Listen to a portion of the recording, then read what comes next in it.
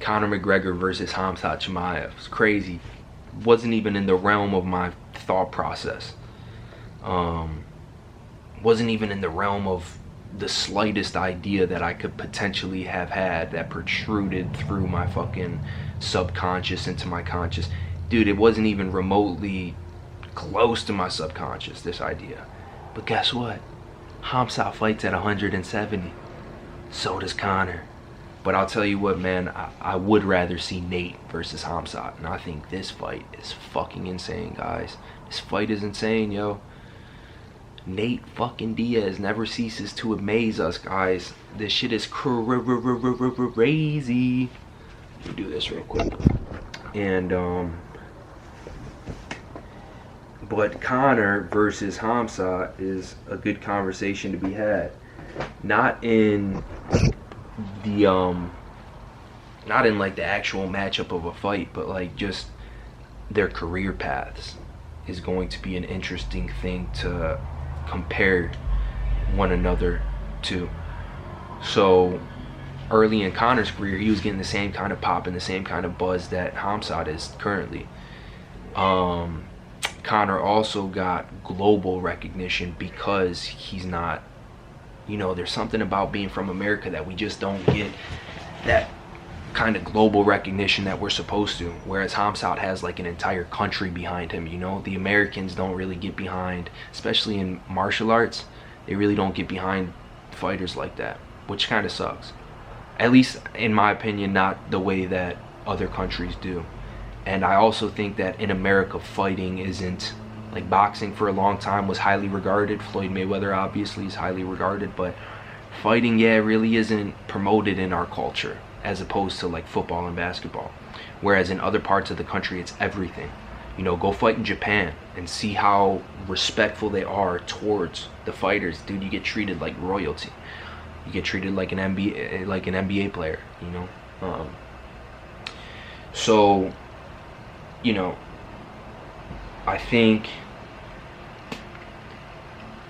that what Conor did at the time that he did it was so impressive, so difficult to achieve, such perfect timing also though, with the fighters that he got you know, good matchups at the best times. You know, his career really was a mixture, in my opinion, of both preparation, which is an absolute necessity, when preparation meets luck, or rather meets that blessing that God gives you. I think Conor combined the two of those, and you know, his career is a testament of that. So whereas Khamzat, yo, I was about to say it's a tough weight class. I mean, some of these matchups are no, dude, look guys, Khamzat has the ability and the opportunity to become a staple in this game, and I think he will.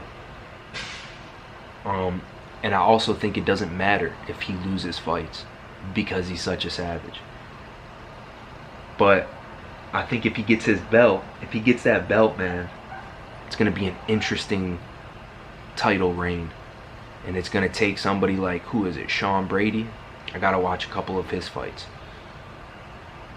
But it's gonna take somebody like that, a young dark horse of the division, savage, that is not afraid of Khamzat, that feels like he can and will beat Khamzat. That guy's gonna come along and give Khamzat one of the craziest tests of his life, and I can't wait to see that. But yeah, man, I'll be honest with you guys. I kind of stole this video from Chael, so I'm like really not I didn't have any previous thoughts about this. Like I said, man, even just the idea that Conor could fight Khamzat is fucking crazy, which that could happen, guys. It absolutely could happen. I don't think Conor would take that fight. I think he's smart enough not to take that fight, and not to say that he can't spark Khamzat, which he absolutely could. Dude, Conor's got thunder and lightning in both of his hands. But I think that just, you know, you also have to be sensible. Like when Max Holloway, dude, one of the reasons why Max Holloway is the greatest fighter of all time is because he said he'll fight anyone, anywhere, anytime. Because that's what gladiators do. Not worried about a weight class. You know what I mean? The gladiators didn't have weight classes. And but at the same time you have to be realistic about it, right? So you could be Muhammad Ali confident, but you also have to have some realizations like, okay, well, I still have to get in shape for the fight. You know, I still have to be smart within the fight. I still have to make the right decisions. And but Conor knows, dude. Khamzat's not even really. Khamzat's huge for the 170 division. Plus being a savage, plus the wrestling pedigree. That's a tough fight, dude, for anybody, let alone Conor. So yeah, man, things are fucking heating up. Look at even underneath the Conor video, you got Yuri Prohakovich, however you say it. But who's just talking about, dude? You know what would be crazy? They were talking about coming into. Yeah, bro, guys, Andrew Tate. I'm gonna make a video just on Andrew Tate versus see how many views I get on that. Andrew Tate versus Yuri Prohakovich.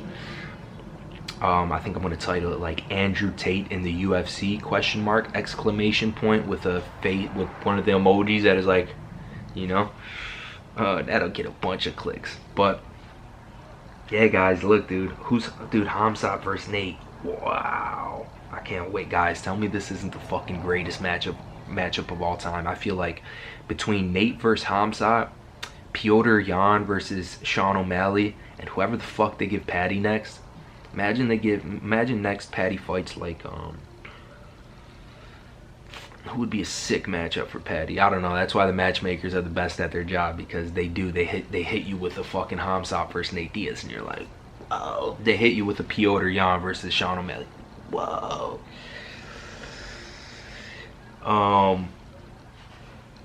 Yeah, man. I don't know. This video kind of sucked.